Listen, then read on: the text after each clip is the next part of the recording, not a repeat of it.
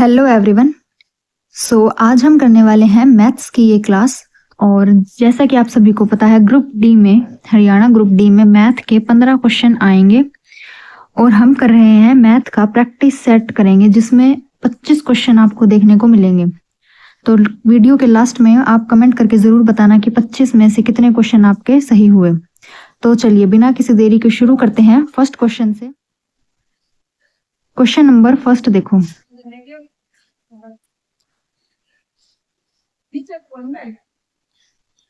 Question क्या है? एक छात्र को परीक्षा में पास होने के लिए 35% अंक चाहिए। कितने चाहिए? 35% चाहिए। लेकिन उसने क्या किया, 140 अंक प्राप्त किए और वह ठीक पासिंग मार्क्स पर रहा। तो परीक्षा के कुल अंक यानी मैक्सिमम मार्क्स क्या थे, ये बताना है। ठीक है, तो क्वेश्चन को ध्यान से पढ़ो, क्या दिया है और क्या पूछा गया है।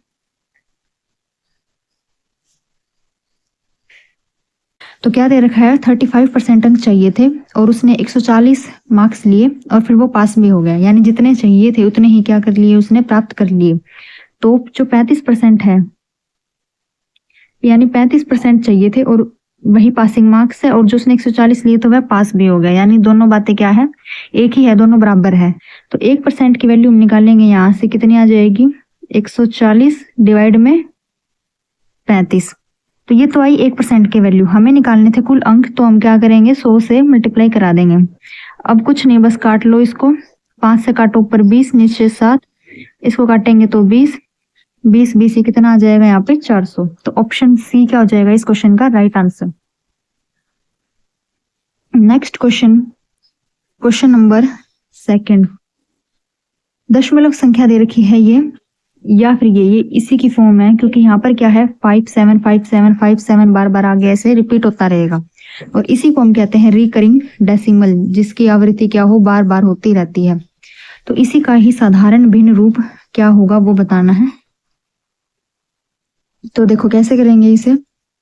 जो हमें दे रखा है ये 0.57, इसमें कुछ नहीं करना, बस जो 57 दे रखा है पहले उसको लिखो और उसके डिवाइड में जितने डिजिट के ऊपर बार है उतने ही 9 लगा दो, बस नीचे उतने ही क्या लगाने हैं, 9 लगाने हैं, जितने डिजिट के ऊपर बार है। तो हमने लगा दिया, तो 57/99 आया है, लेकिन ऑप्शन में क्या है, ये नहीं दिखाई दे रहा। तो क्या करेंगे, हम इसको सिंपलेस्ट फॉर्म में बना लेंगे, क्योंकि हमसे पूछा है साधारण भिन्न रूप क्या होगा। अगर ऑप्शन में ये होता तो हम इसी को टिक कर देते। तो अब क्या करो, इसको काट लो आप। 3 से काटोगे तो ऊपर कितना आ जाएगा, 19, और नीचे आ जाएगा 33। तो ये हमें ऑप्शन में दिखाई दे रहा है, ऑप्शन बी राइट आंसर हो जाएगा इस क्वेश्चन का। तो काफी इंपॉर्टेंट क्वेश्चन है ये, डेसिमल और फ्रैक्शन वाले टॉपिक से। तो एचएसएससी के एग्जाम में 1 से 2 क्वेश्चन आपको डेसिमल एंड फ्रैक्शन चैप्टर से देखने को मिलेंगे। चलो नेक्स्ट क्वेश्चन करते हैं, question number third. Question number नहीं लिखे हुए, बट आप कंफ्यूज मत होना, टोटल हम 25 क्वेश्चन ही करेंगे। ये एक तरह से मैथ्स का प्रैक्टिस सेट रहने वाला है। तो थर्ड क्वेश्चन देखो क्या है। दो संख्याओं का जो एचसीएफ है वो 12 है और उनका जो एलसीएम है वो 72 है, यानी एचसीएफ दे रखा है और एलसीएम दे रखा है, और एक संख्या भी दे रखी है 24। तो दूसरी संख्या ज्ञात कीजिए। तो देखो ये भी आसान क्वेश्चन है, मोस्ट रिपीटेड क्वेश्चन है। हमें पता है एक फॉर्मूला कि जो एलसीएम होता है और उसकी गुणा एचसीएफ के साथ, ये बराबर होता है किसके, जो दो नंबर्स होते हैं उन्हीं के प्रोडक्ट के बराबर। तो बस कुछ नहीं, फॉर्मूले में वैल्यू पुट कर दो जो जो दे रखा है उस हिसाब से। एलसीएम कितना दे रखा है, 72, और एचसीएफ कितना है, 12, और जो एक संख्या दे रखी है 24। अब यहाँ पर एक संख्या पुट करेंगे तो नीचे क्या आ जाएगी, यहाँ डिवाइड में आ जाएगी 24। अब हमें निकालना है बी की वैल्यू निकालनी थी हमें, तो काट लो, 12 दूनी 24, और इसको काटोगे तो कितना आ जाएगा, 36, ऑप्शन सी। तो राइट आंसर हो जाएगा यहाँ पे option C. Next question, question number fourth. यदि 2 की पावर x प्लस 4 माइनस 2 की पावर x प्लस 2 बराबर है 3 के, तो हमें बतानी है x की क्या वैल्यू रहने वाली है। तो देखो कैसे करेंगे। देखो जब हमारे पास 2 और मल्टीप्लाई 2 होता और यहाँ पे इसकी पावर 6 है, यहाँ पे इसकी पावर 4 है, तो ये बताओ क्या आता। तो हम क्या करते, 2 लिखे और इनकी पावर को ऐड कर देते। क्यों, क्योंकि बेस सेम था तो हम पावर को ऐड कर देते हैं। लेकिन ये हम कब करते थे, जो हमारे नंबर्स थे वो मल्टीप्लाई में होते थे, लेकिन इस केस में क्या है, अलग है, यहाँ पे माइनस का सिंबल है, ध्यान से देखो। तो देखो अब हम क्या करेंगे, 2 की पावर x प्लस 2 हम निकाल लेंगे यहाँ से कॉमन। तो अंदर क्या बचेगा, यहाँ से अगर हमने 2 की पावर x प्लस 2 को लिया है कॉमन, तो अंदर बचेगा 2 की पावर 2, माइनस में ये तो सेम ही हमने कॉमन ले लिया, यहाँ बचेगा 1 और बराबर दे रखा है 3 के। तो देखो 2 की पावर x प्लस 2, ये 4 माइनस 1 ये करोगे तो ये 3 आ जाएगा, और यहाँ पर एक 3 क्या था, पहले से था, तो 3 से 3 काटोगे तो 1 आएगा यहाँ पे। और हमें पता है नंबर की पावर अगर 0 हो तो वो क्या होता है, 1 होता है। तो क्या करेंगे, अब 2 की power x plus 2 is equals to में 2 की पावर 0 कर देंगे, क्योंकि 2 की पावर 0 क्या है, वो भी तो 1 के बराबर ही होगा। तो हमने 1 को ऐसे रिप्लेस कर दिया 2 की पावर 0 से। अब हमने क्या कर दिया, बेस को दोनों जगह सेम कर दिया। तो अब क्या है, पावर आपस में इक्वेट करेंगे तो x की वैल्यू कितनी हो जाएगी, यहाँ से -2, क्योंकि x plus 2 is equals to में 0 रखेंगे तो x की वैल्यू आएगी -2। तो इस तरह से ये क्वेश्चन आपको करना था। आई होप आपको समझ में आ गया होगा। नेक्स्ट क्वेश्चन पे चलते हैं। नेक्स्ट क्वेश्चन क्या है, 1200 की राशि को A, B और C में इस रेशियो में बांटा जाता है 2:3:5 में, और B का हिस्सा कितना होगा ये पूछा है। तो हमारे पास जो सम था, ये जो राशि थी वो 1200 थी, और यही क्या किया, उसके टुकड़े की इन रेशियो में उसको बांट दिया, 2, 3, 5 और 5, 10, यानी कि जो 10 है इसके टुकड़े हुए उसी का मान कितना है, 1200, क्योंकि हमने क्या किया, 1200 को ही तो बांटा है। यानी जो हमारे पास 10 की वैल्यू आएगी वो कितनी आएगी, 1200। तो A की वैल्यू कितनी आ जाएगी, यहाँ से 120। हमसे पूछा किसका है, B का, तो B का हिस्सा कितना था, 3 गुना, तो इसका भी हम क्या कर देंगे, 3 गुना। तो कितना हो जाएगा, 360 रुपए हो जाएगा B का हिस्सा। नेक्स्ट क्वेश्चन देखो, CI से क्वेश्चन है ये, 10,000 की राशि पर 10% वार्षिक चक्रवृद्धि ब्याज की दर से 2 साल का चक्रवृद्धि ब्याज क्या होगा ये बताना है। तो इसको सोल्व करने के अलग अलग तरीके हो सकते हैं, या तो आप 10% की इफेक्टिव रेट निकाल लो 2 साल के लिए, 21% करके ऐसे करो, या फिर आप रेशो से कर सकते हो कि हमने 2:1 2 साल के लिए रेशो लिया, रेशो मेथड से करें तो फिर 10,000 का 10% लोगे तो कितना आ जाएगा, 1000 आ जाएगा, और फिर 1000 का 10% लोगे तो 100 आ जाएगा। तो ये हो गया 2000, जो हमारा SI होगा प्लस में ये जो 100 आया है ना, ये डिफरेंस आता है SI और CI का। तो 2100 रुपए क्या हो जाएगा हमारा, यहाँ पर CI आ जाएगा, ऑप्शन बी राइट आंसर। अब ये क्या आया है, ये SI है, और ये 100 क्या होता है, ये डिफरेंस होता है, और जो 2100 आया है वो हमारा निकलता है CI। तो ये रेशो मेथड से है, और आप चाहो तो इफेक्टिव रेट वाले मेथड से भी इसको कर सकते हो। अगला क्वेश्चन देखो, क्वेश्चन क्या है, A और B क्रमशः 20,000 और 30,000 रुपए लगाकर क्या करते हैं, एक व्यापार शुरू करते हैं। वर्ष के अंत में उन्हें 15,000 का कुल लाभ होता है। लाभ में A का हिस्सा कितना होगा ये हमें बताना है। तो मेरे सॉल्यूशन से पहले आप वीडियो को पॉज करके खुद से ट्राई करो, देन आप सॉल्यूशन देखना। तो A और B 2 पर्सन है, उन्होंने क्या किया, 20,000 और 30,000 लगाए। 20,000 और 30,000 की राशि लगाकर उन्होंने क्या किया, एक व्यापार शुरू किया। तो यहाँ से हम 4 0 से 4 0 काट लेंगे, तो यानी 2:3 हमारे उनकी राशि का अनुपात आ गया। हमें पता है प्रॉफिट कब होता है, जब व्यक्ति ने क्या किया, कुछ इन्वेस्टमेंट की किसी समय के लिए, तब क्या आएगा, प्रॉफिट आता है हमारे पास, कुल लाभ आता है। अब यहाँ पर क्या है, उन्होंने 1 साल के लिए लगाई, तो दोनों में टाइम क्या हो गया, कॉमन हो गया। अगर हम यहाँ मल्टीप्लाई भी 12 से करा देंगे तो वो आपस में कट ही जाएगा। तो ये जो इन्वेस्टमेंट है किसी समय के लिए, वही क्या है, हमारा लाभ है। तो अब ये जो 2:3 आया है, ये क्या है, उनका लाभ है, और हमें दे रखा है लाभ कितना है, 15,000 का कुल लाभ है। तो यहाँ से हमारा लाभ है 5, और क्वेश्चन में दे रखा है कितना है, 15,000। तो 1 का मान यहाँ से हम निकालेंगे तो कितना आ जाएगा हमारा, 3,000 आ जाएगा। हमसे पूछा है A का हिस्सा, तो 1 का मान 3,000 था और A का था 2। A का जो रेशियो आया था वो कितना आया था, 2 गुना, यानी 6,000 क्या आ जाएगा, A का हिस्सा आ जाएगा। तो ये पार्टनरशिप चैप्टर से रिलेटेड ये क्वेश्चन था, हमें A का हिस्सा बताना था, तो कितना आ जाएगा, 6,000। नेक्स्ट क्वेश्चन देखो, ए किसी काम को 10 दिनों में, बी उसी काम को 15 दिनों में पूरा कर सकता है। यदि दोनों एक साथ मिलकर काम करते हैं तो काम कितने दिनों में पूरा होगा? तो ये देखो, ये तो बिल्कुल ही आसान हो गया एक तरह से कि ए 10 दिन में कर सकता है और बी 15 दिन में कर सकता है। दोनों का एलसीएम लोगे 30 आएगा, 10 या 30 और 15 दूनी 30, यानी कि टोटल काम है कितना है? टोटल काम 30। और ए 3 की एफिशिएंसी से करता है और बी 2 की एफिशिएंसी से। अब दोनों मिलकर काम करेंगे तो दोनों की एफिशिएंसी ऐड करेंगे, कितनी आ जाएगी? 5। तो टोटल 6 दिन लगेंगे दोनों को काम पूरा करने में। ये टाइम एंड वर्क का आसान क्वेश्चन था। जो पहली टाइप है ये बिल्कुल वही है। तो इस टाइप का क्वेश्चन भी सीईटी प्री के एग्जाम में आ चुका था। तो ऐसा मत सोचना कि क्वेश्चन काफी इजी है तो कुछ नहीं पता होता, आपको सारे टाइप करके चलनी है। नेक्स्ट क्वेश्चन देखो, एक नाव की शांत जल स्टिल वाटर में जो चाल है वो है 10 किलोमीटर प्रति घंटा। नदी की धारा की चाल है 3 किलोमीटर प्रति घंटा। नाव की धारा की दिशा में, यानी जो डाउन स्ट्रीम, क्योंकि धारा की दिशा में क्या होती है? डाउन स्ट्रीम की स्पीड, और विपरीत में क्या होती है? अपस्ट्रीम। तो ये हमसे पूछिए कि डाउन स्ट्रीम और अपस्ट्रीम में क्या रहने वाली है। तो हम इनको कैसे करते हैं? जो डाउन स्ट्रीम में तो हम जोड़ देते हैं और अपस्ट्रीम में माइनस कर लेते हैं। तो ऐसे सीधा भी हम इसको कर सकते हैं कि डाउन स्ट्रीम निकालना है, क्योंकि हमसे पहले डाउन स्ट्रीम लिखा हुआ है ना, तो हम पहले डाउन स्ट्रीम ही निकालेंगे। यानी 10 और 3 को अगर हम जोड़ देंगे तो 13 आ जाएगा, एक ही ऑप्शन में है। बाकी ऑप्शन तो वैसे ही एलिमिनेट कर सकते हैं हम। और 10 में से 3 जाएगा, 7 भी एक ही ऑप्शन में है। तो ऑप्शन ए यहाँ पर इसका क्या हो जाएगा? राइट आंसर हो जाएगा।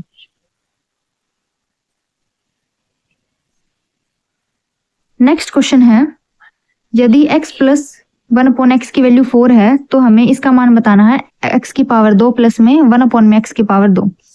यानी ये अलजेब्रा की मोस्ट रिपीटेड टाइप है कि पावर 2 में बस पूछा गया है। जो भी हमारा ये वैल्यू है 4, x प्लस 1/x देकर उसकी पावर 2 में पूछा गया है। तो इसको हम कैसे करेंगे? बस कुछ नहीं करना, आपको एक बात ध्यान रखनी है, जो भी नंबर दे रखा है, यानी n यहाँ पे कितना है? 4 है। हमें क्या करना है? जब पावर 2 के बारे में पूछा हो तो कुछ नहीं करना, जो नंबर का स्क्वायर करके और उसमें से 2 घटा दो, वही क्या हो जाएगा? आंसर हो जाएगा। क्योंकि प्लस देकर प्लस पूछा है तो हमें बस माइनस करना है। n का स्क्वायर करोगे तो कितना आ जाएगा? 16, यानी 4 का स्क्वायर, और माइनस कर दोगे 2 तो 14 हमारा यहाँ पर राइट आंसर हो जाएगा, ऑप्शन ए। नेक्स्ट क्वेश्चन है, ए और बी की वर्तमान आयु का अनुपात 4:5 है। यदि उनकी आयु का योग 36 साल है तो बी की आयु कितनी होगी? तो आयु का योग 36 दे रखा है, हमारे हिसाब से योग 9 है, यानी 9 की वैल्यू कितनी हो जाएगी? 36, और 1 की वैल्यू कितनी हो जाएगी? 4। हमसे पूछा है बी का रेशो था 5, तो 4 को हम करवा देंगे 5 से मल्टीप्लाई, तो 20 वर्ष आ जाएगी बी की वर्तमान आयु। आसान क्वेश्चन था ये। नेक्स्ट क्वेश्चन देखो, एक मोटर सवार 54 किलोमीटर प्रति घंटा की चाल से यात्रा कर रहा है, उसकी चाल मीटर पर सेकंड में बतानी है, कितनी होगी? तो आपको कन्वर्ट करना आना चाहिए किलोमीटर पर आवर से लेकर मीटर पर सेकंड में। तो हम क्या करेंगे? कुछ नहीं, बस 54, और मीटर पर सेकंड है तो हम 5/18 से इसको क्या कर देंगे? मल्टीप्लाई कर देंगे स्पीड को। मीटर पर सेकंड में है तो 5/18 से किया है, और उल्टा पूछ लेता तो 18/5 से आप इसको कर देते। ठीक है, तो काट लो, 18 तिया 54 और 3 पंजा 15, ऑप्शन बी यहाँ पर राइट आंसर हो जाएगा। नेक्स्ट क्वेश्चन, मिक्सचर एलिगेशन का ये क्वेश्चन, 30 रुपए प्रति किलोग्राम वाले चावल को 45 रुपए प्रति किलोग्राम वाले चावल के साथ किस अनुपात में मिलाया जाए ताकि जो हमारा मिक्सचर है उसका मूल्य 35 रुपए प्रति किलोग्राम हो जाए। यानी हमारे पास 2 वैरायटी है, एक तो 30 रुपए प्रति किलोग्राम वाले चावल है, दूसरे हमारे पास 45 किलोग्राम वाले चावल है, और उनको मिलाया है, जो मिश्रण है वो है 35 रुपए प्रति किलोग्राम। अब पूछा है किस रेशो में इनको मिलाया है, बस ये इतना पूछा है। तो मिक्सचर एलिगेशन आपको लगाना आना चाहिए। करेंगे क्या? बस सिंपल है, 35 में से 30 घटाओगे कितना आ जाएगा? 5, वो लिखोगे यहाँ इसके नीचे, और 45 में से 35 माइनस करोगे जब तो आ जाएगा 10, काटोगे तो कितना आ जाएगा? 2:1, ऑप्शन ए। नेक्स्ट क्वेश्चन, कोई राशि साधारण ब्याज की वार्षिक दर से किस वार्षिक दर से 4 साल में अपनी दुगनी हो जाएगी? तो अब इसी क्वेश्चन को अगर आप ऐसे भी करते थे कि हम n-1 करते थे, यानी दुगना का पूछा है तो हम कर देते थे 1, क्योंकि n-1 n साल थे यानी 2 साल थे, दुगना था तो 1 हमने कर दिया उसमें से कम, और ये 4 सालों में पूछा है कितनी हो जाएगी, और मल्टीप्लाई करा दो 100 से। तो ऐसे भी रेट आ सकती है 25%। और अगर आप थोड़ा बेसिक से करना चाहो तो क्या करोगे, मान लो हमारे पास पी राशि थी शुरू में, तो वो हो गई दुगनी यानी 2p हो गई। ये क्या है, ये प्रिंसिपल है और ये फिर राशि हो गई यानी ये हमारा अमाउंट है। हमसे पूछा है किस वार्षिक दर से 4 साल में ये p से 2p हो गई, तो हमसे रेट पूछी है। तो क्या करेंगे, हम वही SI वाला फॉर्मूला लगाएंगे। SI कितना हो जाएगा, जब अमाउंट में से आप इस प्रिंसिपल को माइनस करोगे तो p ही आएगा, और p r हमें पता नहीं तो हम r ही लिखते हैं, और टाइम कितना है 4 साल। तो इसको काटोगे यहाँ 25 आ जाएगा और p से p कट जाएगा, तो r की वैल्यू फिर भी 25 ही आई है। इस तरीके से भी, एक तो आप इसको ऐसे कर सकते हो, दूसरा वो जो पहले बताया था उस मेथड से भी कर सकते हो। नेक्स्ट क्वेश्चन है, एक शर्ट का अंकित मूल्य जो मार्क प्राइस है वो 1500 है। यदि उसे 1200 में बेचा जाता है तो दी गई छूट का प्रतिशत ज्ञात कीजिए। यानी लिखा हुआ था मार्क प्राइस कितना था 1500 और बेची कितने में 1200 में, तो कुछ तो डिस्काउंट दिया जब भी इतने कम में बेची। तो कितने रुपए कम में बेची, 300 रुपए। किस पे, 1500 पे, यानी मार्कअप प्राइस पे। और हमें पूछा है प्रतिशत में पूछा है, तो हम क्या कर देंगे 100 से मल्टीप्लाई। तो बस 2 0 से 2 0 कट गई, 3 पंजा 15 और ये 20, तो 20% का क्या दिया था डिस्काउंट, ऑप्शन बी।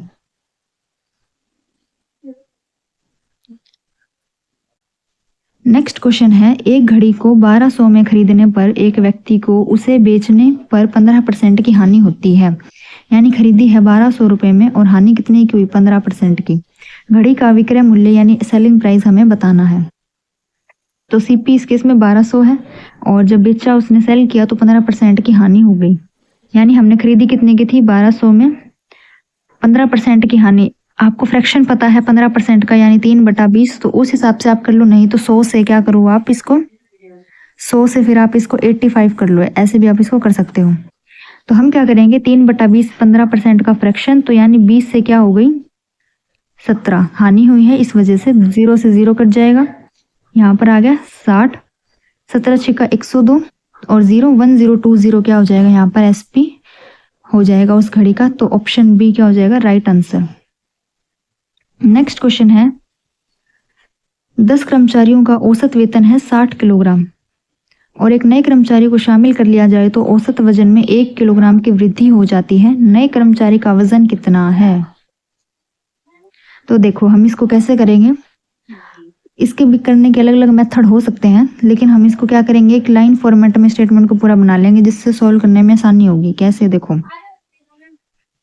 हमारे पास पहले 10 कर्मचारी थे जिनका औसत वेतन था कितना 60 किलोग्राम। अब एक व्यक्ति ऐड हुआ, मान लेते हैं X, तो औसत वजन में 1 किलोग्राम की वृद्धि हुई है। तो एक व्यक्ति जब पर्सन एक ऐड होगा तो पर्सन कितने हो गए 11 हो गए और औसत वजन भी कितना हो गया 1 बढ़ गया, यानी जो पहले 60 था अब वो भी कितना हो गया 61 हो गया। तो इसका प्रोडक्ट करो और इसका प्रोडक्ट करो और दोनों को माइनस कर दो, यहाँ से X आ जाएगा। तो इसको करेंगे तो कितना आएगा,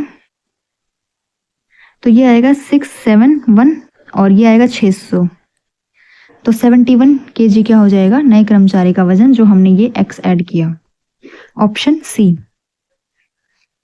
नेक्स्ट क्वेश्चन है, साइन थीटा की वैल्यू दे रखी है और टेन थीटा पूछा है, तो ट्रिग्नोमेट्री का क्वेश्चन है। साइन थीटा क्या होता है आपको पता होना चाहिए, पंडित बद्री प्रसाद हर हर बोले। एक तो ऐसे आप कर सकते हो, नहीं तो इसकी बहुत ज्यादा मतलब ट्रिक है। तो करेंगे कैसे, देखो ये हमारा परपेंडिकुलर होता है, ये बेस और ये हाइपोटेनस। तो साइन थीटा क्या होता है परपेंडिकुलर बाय हाइपोटेनस। तो परपेंडिकुलर दे रखा है 3 और हाइपोटेनस दे रखा है 5, हमें पता नहीं है बेस। अगर आपको पाइथागोरस ट्रिपलेट याद है, जो क्या होता है 3 का 4 का और 5 का क्या होता है पाइथागोरस ट्रिपलेट होता है, याद है तो भी ठीक है, वरना आप इसको जो थ्योरम है हमारे पाइथागोरस वो लगा के भी सॉल्व कर सकते हो। ये 3 दे रखा है और ये 5 है और ये 90 डिग्री का एंगल, तो यहाँ से भी सोल्व कर सकते हो कि इसका स्क्वायर करोगे वो किसके बराबर होगा, इसके स्क्वायर के प्लस में इसके स्क्वायर के। तो ऐसे करोगे जब आप सोल्व इसको तो यहाँ 4 आएगा। हमसे पूछा है टेन थीटा। टेन थीटा क्या होता है परपेंडिकुलर बाय बेस। परपेंडिकुलर हमारे पास 3 है, बेस 4 है, तो 3/4 ऑप्शन बी। नेक्स्ट क्वेश्चन है, एक खंबे की परछाई यानी शेडो की लंबाई उसकी ऊंचाई के बराबर है, शेडो ही बराबर है उसकी ऊंचाई के, तो एंगल ऑफ एलिवेशन उन्नयन कोण क्या होगा ये पूछा है। तो ये हमारा पोल है, जो इसकी परछाई होगी वो यहाँ जमीन पे होगी, ये क्या है उसकी परछाई है। क्वेश्चन में बोला है परछाई ही उसकी ऊंचाई के बराबर है। हम मान लेते हैं कि जो इसकी परछाई है वो x है, तो हाइट भी क्या होगी x होगी। हमसे ये एंगल पूछा है थीटा, ये होगा, ठीक है। तो यानी ये 1:1 में रहने वाली है। तो ये हमें पता है परपेंडिकुलर बाय बेस अगर हम करेंगे तो tan थीटा के बराबर आएगा, किसके, tan थीटा के। और tan थीटा की वैल्यू 1 किस पे होती है, 45 पे। ऑप्शन बी यहाँ पर क्या हो जाएगा, राइट आंसर हो जाएगा, क्योंकि tan थीटा क्या होता है, tan थीटा 1 आया था और थीटा की वैल्यू यहाँ 1 की जगह हम क्या लिख सकते हैं, tan 45 हम लिख सकते हैं। तो 10 से 10 काटोगे थीटा की वैल्यू यहाँ से 45 आएगी, यही पूछा है। नेक्स्ट क्वेश्चन क्या है, एक शहर की जनसंख्या 20,000 है, यदि इसमें पहले वर्ष 10% की वृद्धि होती है और दूसरे वर्ष 20% की वृद्धि होती है, तो 2 साल के बाद जनसंख्या कितनी होगी।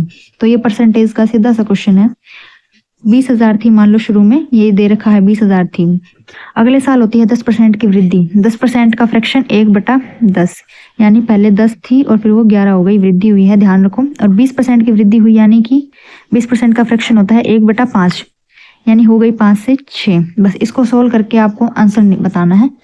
तो इसका आंसर क्या है, ये आप बताओगे कमेंट बॉक्स में। नेक्स्ट क्वेश्चन देखो क्या है, एक आयताकार मैदान की लंबाई उसकी चौड़ाई से 6 मीटर अधिक है। जो लंबाई है वो और ब्रेथ, लंबाई क्या है, चौड़ाई से 6 मीटर ज्यादा है। अगर हम इसको x मानते हैं तो ये क्या हो जाएगी, 6 मीटर ज्यादा हो जाएगी। और परिमाप दे रखा है 64 मीटर, तो मैदान का क्षेत्रफल क्या होगा ये पूछा है। परिमाप दे रखा है 64 मीटर, तो हम क्या करते हैं, परिमाप बनाते हैं यहाँ से। परिमाप क्या होगा, 2 इंटू में l प्लस बी, l कितना है x प्लस 6 प्लस में b इज इक्वल्स टू में 64, काटोगे यहाँ से आ जाएगा 32, x और x 2x, 2x प्लस में 6 इज इक्वल टू में 32, 32 में से ये 6 माइनस करोगे तो कितना आएगा, 26, 32 में से 6 माइनस करोगे तो आ जाएगा यहाँ पर 26, यानी 2x इज इक्वल्स टू में 26। तो x की वैल्यू कितनी आ गई, 13। x की वैल्यू 13 आ चुकी है, यहाँ पुट करो तो ब्रेथ 13 आ गई और लेंथ हम 19 आ गई। हमसे पूछा है एरिया, एरिया होता है l इंटू में b। तो 13 और 19 का प्रोडक्ट जस्ट करना था, तो यूनिट डिजिट देख के हम कर सकते हैं। 13 और 19 का जब प्रोडक्ट करवाओगे तो 9 3 27, 7 ही आएगा, जो एक ही ऑप्शन में है, ऑप्शन बी राइट आंसर हो जाएगा यहाँ पर। नेक्स्ट क्वेश्चन देखो, एक ठोस घन सॉलिड क्यूब का जो आयतन वॉल्यूम है वो 216 घन सेंटीमीटर है। इस घन का संपूर्ण पृष्ठीय क्षेत्रफल ts से कितना होगा ये बताना है, क्यूब का पूछा है। तो क्यूब की वॉल्यूम का फॉर्मूला क्या होता है हमारे पास, a क्यूब, और हमें दे रखी है वॉल्यूम 216। तो अब देखो 216 किसका क्यूब होता है, अगर हम 6 का क्यूब कर दें तो वो क्या होएगा 216, यानी a की वैल्यू कितनी है 6, और ts से क्या होता है, ts से होता है 6a स्क्वायर। तो a की वैल्यू पता है 6 है, तो 6 का यहाँ पुट करोगे आप, उसको स्क्वायर करोगे 36, और 36 का फिर 6 से मल्टीप्लाई करानी है बस, और कुछ नहीं करना। तो 216 यहाँ पर क्या हो जाएगा, राइट आंसर हो जाएगा इसका, ऑप्शन सी। नेक्स्ट क्वेश्चन है, संख्याओं 9 का और 16 का मध्य अनुपाती मीन प्रोपोर्शनल क्या होगा। तो मीन प्रोपोर्शन निकालने का फॉर्मूला होता है रूट ए बी क्या है, ये तो नंबर्स ही हैं जो गिवन होते हैं, तो हमें कुछ नहीं करना, बस जो वैल्यू दे रखी है 9 इंटू में 16 उसको पुट करो, यहाँ से 144 आ जाएगा। और 144 किसका स्क्वायर रूट होता है बस वो बताना है, वो होता है 12 का। आसान क्वेश्चन है, बस आपको ये फॉर्मूला याद होना चाहिए मीन प्रोपोर्शनल निकालने का, root A B. Next question है 2 की पावर n और उसका भी क्या है स्क्वायर रूट है, वो 64 के बराबर है, तो हमें n की वैल्यू बतानी है। कैसे करेंगे इसको, तो हम क्या करेंगे, पहले लिखो क्या है 2 की power n is equals to में दे रखा है 64, तो यहाँ से स्क्वायर रूट को हटाने के लिए हम दोनों तरफ क्या कर लेंगे, स्क्वायर कर लेंगे। अब इस स्क्वायर से ये कट जाएगा तो 2 की पावर n बचेगा 64 का स्क्वायर, यानी कि 64 क्या है 2 बार। 2 की power n is equals to में, अब ये जो 64 है इसको हम क्या लिख सकते हैं 2 की पावर 6 लिख सकते हैं दोनों को। ऐसा हमने क्यों किया कि हमारा जो बेस है वो सेम हो जाए। अब बेस सेम हो गया तो पावर जुड़ जाएंगे, यहाँ पर 12 पावर हो जाएगी 2 की। 2 की पावर n हमारे पास था और बराबर हो गया 2 की पावर 12 के। बेस हमने सेम कर दिया था यहाँ से और n की वैल्यू कितनी आ जाएगी 12। ऑप्शन सी यहाँ पर क्या हो जाएगा सही हो जाएगा। नेक्स्ट क्वेश्चन है संख्या 213 की पावर 6 और 415 की पावर है 3 का यूनिट डिजिट क्या होगा। तो यूनिट डिजिट कॉन्सेप्ट अच्छे से कर लेना, एक क्वेश्चन जरूर आता है एग्जाम में इससे।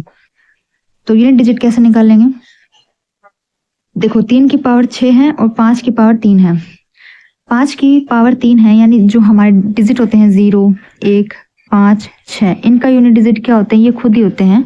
तो यहाँ पर हम क्या कर देंगे 5 लिख देंगे, इसका यूनिट डिजिट 5 ही आने वाला है। और इसके लिए हम क्या करेंगे इसको 4 से डिवाइड कराओ 6 को। जब 6 को 4 से डिवाइड कराओगे तो कितना बचेगा 1 पे जाएगा 2 बचेगा, तो 3 की पावर 2 आ जाएगी।